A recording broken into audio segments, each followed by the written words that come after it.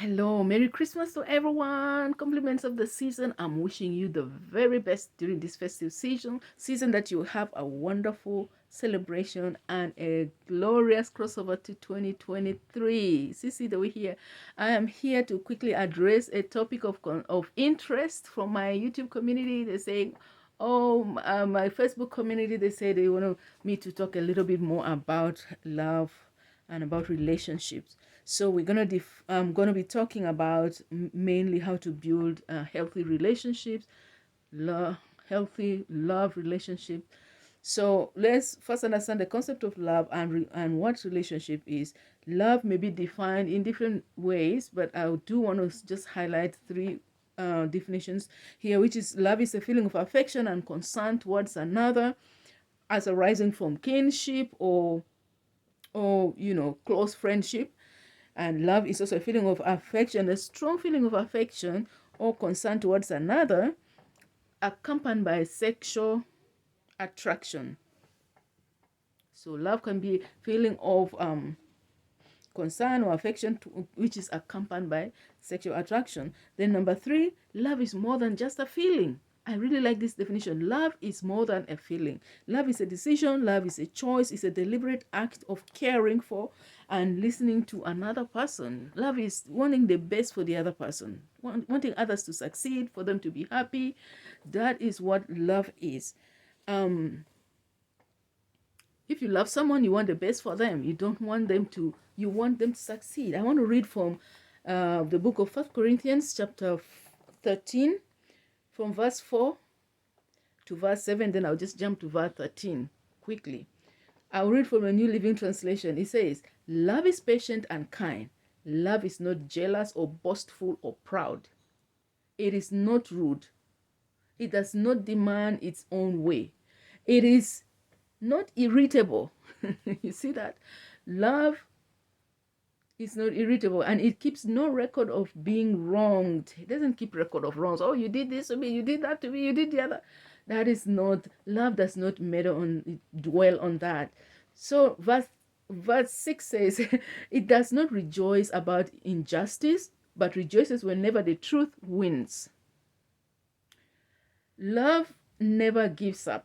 Verse 7, never loses faith. It always hopes, is always hopeful, and endure through every circumstance. Wow, powerful. Love is really beautiful. And verse 13 says, three things will last forever: faith, hope, and love. And the greatest of these is love. Love is very, very powerful force. In fact, this whole chapter is very, very beautiful, and I want to encourage you to read the whole chapter.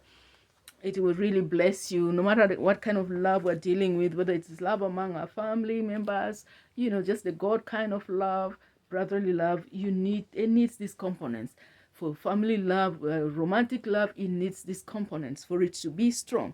So, and if I were to just define quickly the concept of relationship is a way in which two or more people or things or concept or are connected, more than one or two concepts connected together. But in this case, we are dealing with people. We're talking about people. So relationship is a connection or association between people being connected either by blood or by marriage, or it can be an emotional connection or any other kind of connection among people. There are four types of relationship. There's the family relationship, we have the friendship, we have acquaintance, someone you just know, just superficially, you just met them maybe for a short time.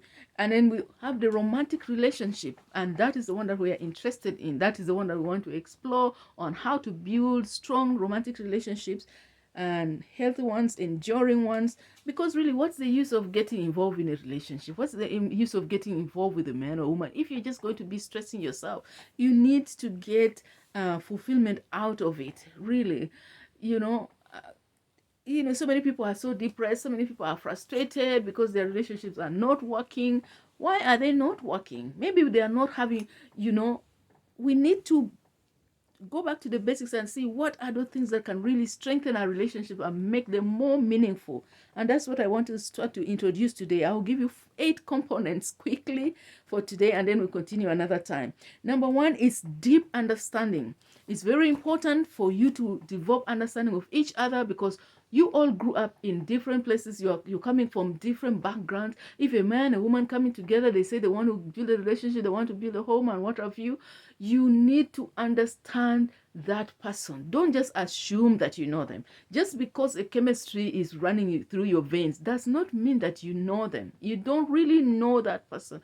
I mean, there are people who say, okay, we were high school sweethearts and so on. You have that advantage, but still you didn't grow up from the same home.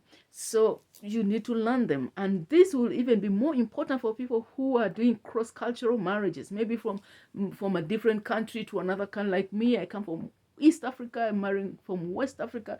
Totally different cultures. You cannot think, you will think that maybe in Africa, so because it's Africa, the culture will be, it's not the same at all. It is not the same. It was really for me, I had a lot of cultural shock when I went to my husband's country. I will just keep on absorbing those shocks, and because I had already learned a lot. I mean, I had educated myself, quite significantly, so that I was not too much surprised when I find some things that are different. I just understand cultures are different. I have to take deliberate effort to learn my husband, to understand how he reacts to situations, his perspective of seeing things. When you marry someone who is from a different culture, the way they may talk, or even the way they make their jokes, may be different from the way you're used to. You might think somebody is serious, or they may be joking and you think that they're serious. Oh, so you really, it's very important to understand who is the person that you're dealing with. Learn them, know them. Do you actually know the person that you are involved with? Do you know them? You should know them. It is very important. Know why they react the way they do. Know why they and their background, their upbringing, it shapes them. You see, it shapes people. It just, how did I'm not saying that you should become a detective to be checking behind how they, but it just takes time. Learning somebody is not something that will happen within 1 week, or you know him in a month, so you know everything about him. No, you continue to learn. You continue to learn, you know. I don't have much time to explain all the details of the examples I wanted to give, but let me just quickly run through this. And this is just an introductory message today. Second thing is mutual respect for each other's individuality. You have to respect each other, respect the individuality, his individuality. This is a complete individual. Before you, they were a whole person. They could, make some decisions by themselves, and rational. I mean, they were rational enough to get involved with you. So, so do not just think that just because you're together, that means that the person does not have an individual life. They had friends before. That again, that is not to say, oh, they should just forget about. I mean, they just be hanging around with their friends and forget about it. But it does not mean that now, when you're together, then you will not respect the other person as a whole. The fact that maybe they may have friends, and they have certain interests that they have. Maybe they like this type of food. Do not just disrespect. Oh, why do you like that kind of thing? Oh, why do you learn how to talk to each other? Talk well. I mean, if you're coming from different cultures, you may find the other people eat this kind of food, you eat the other kind of. If you just do not despise it just because you don't eat it, or you don't know it in your culture. So that is all about respect.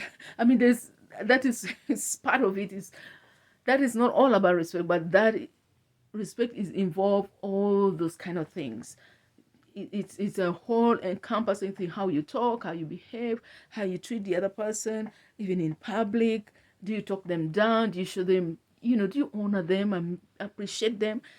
All of those are involved under respect. Number 3, I want to talk about acceptance, whereby you accept each other as they are, with their merits and their demerits. This does not mean that somebody should not improve, that they should just remain with their bad habits and what have you. We all work in improving each other. But what I'm saying is that if you've accepted a person as they are, do not get on then you just start being embarrassed with them of something that you even knew they had before you got involved, or before you got married. I was giving the example of Maybe professions. If your husband is a mechanic, he dresses like a mechanic at the place of job. He will not, you don't shouldn't expect him to be dressing like a lawyer or like a banker, because those are different professions. They have to dress differently. So accept the person as they are and appreciate them. And if you feel that you cannot take the thing, do not go ahead and do not take that relationship to the next level. Do not get married to somebody that you are embarrassed with, for instance. Oh, I'm embarrassed because this and that. You are embarrassed because... So they say the good prayer to pray. Don't take somebody and say you want to get married to them, and then you are praying that, oh, tomorrow they will change. Lord, I'm praying when I marry them they will change. If he's a smoker today, I will pray tomorrow he will stop smoking. Or if he's a drunkard now, or he's a womanizer, I will pray he will change. Don't think that when you marry them then they will stop being womanizers or whatever. You should be ready. If that is a concern to you, you should know that you shouldn't take it to another level. I mean, after all, there's not only one man in the world. Yeah.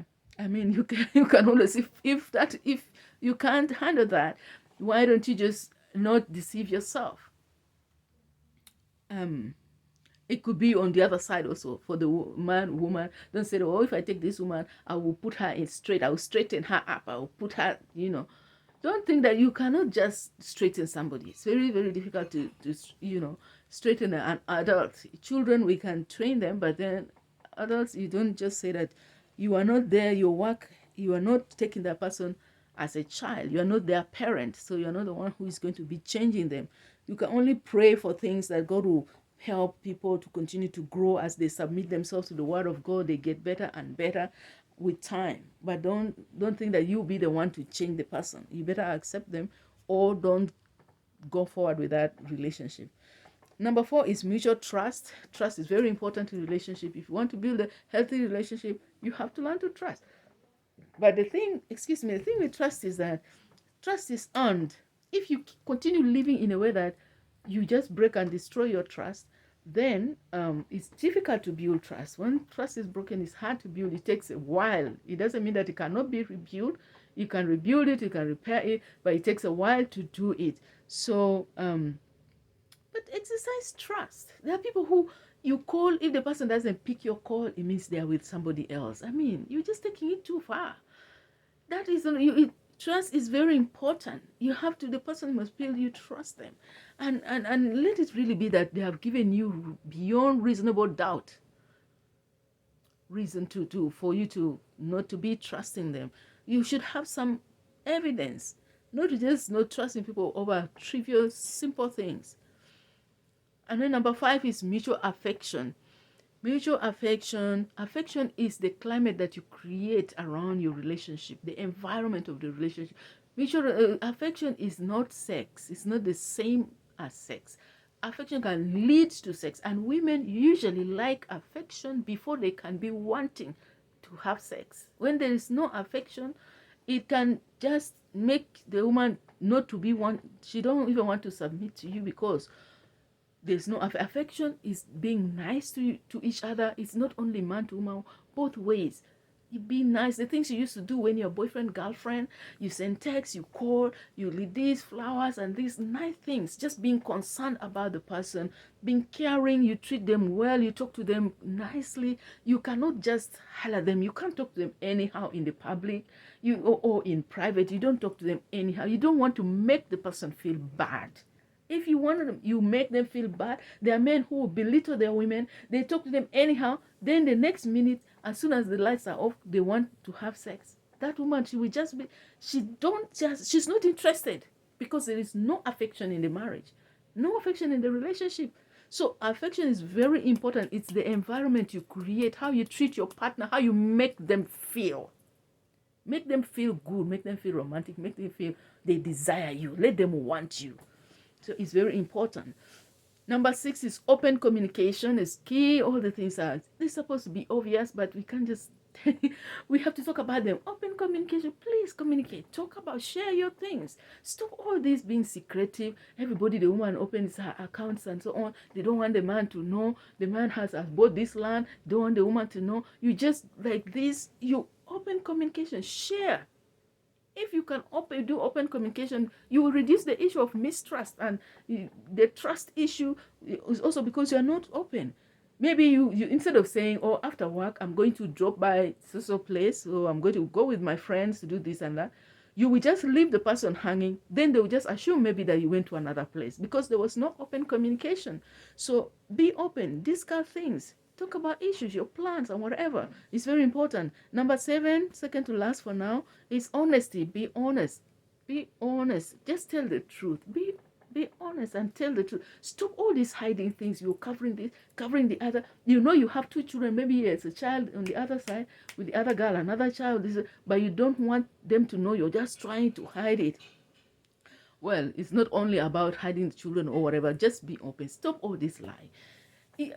You like that, oh, I went this way, then you went the other way. I'm doing this. They call you on the phone. Where are you? I'm at home. You're not at home. What is all that? All those kind of things, they create mistrust in a relationship, and the person will start thinking maybe you're seeing someone else when you're not even seeing, just because you lie too much. So stop all the lying. Number 8 is learn to compromise your position. Don't be too rigid. My way. You have to do it my way. If you don't do it my way, then forget it. Things will not be easy in this place. You have to compromise. And when I talk about compromise, I'm not talking the negative way. I'm not talking about in negative way of compromise. I'm not saying you should compromise your standards as a Christian, as a believer, compromise your character and be doing things which you're not supposed to be doing, which you know the Bible is against, or criminal things. But no, I'm not talking about it. I'm just talking about your position. If you're having maybe disagreement, or you have to sometimes you can see things differently. The man is seeing different, the woman is seeing different. You have to come to a compromise to reach a mutual understanding so you can be able to move forward. But if this person say, no, I'm going this way, the other say, no, this way, no, this way. So why don't we just meet? Okay, if we can't go this way and you can't go maybe we just meet somewhere along in the middle. So that is compromise. So it's very important. That is what we'll talk about for today. I hope you have been blessed by these few things that I've talked about. Number 1 was deep understanding. Number 2, mutual respect. Number 3, accept each other as they are.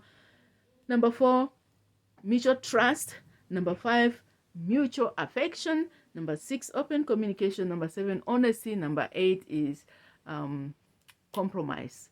Be blessed, and please share this broadcast if you're blessed. Share the video, like the channel, subscribe, and God bless you. We'll see you next time. Have a great festive season. I pray the Lord, the hand of the Lord be upon you, and may He bless you and your family in Jesus' name. Amen.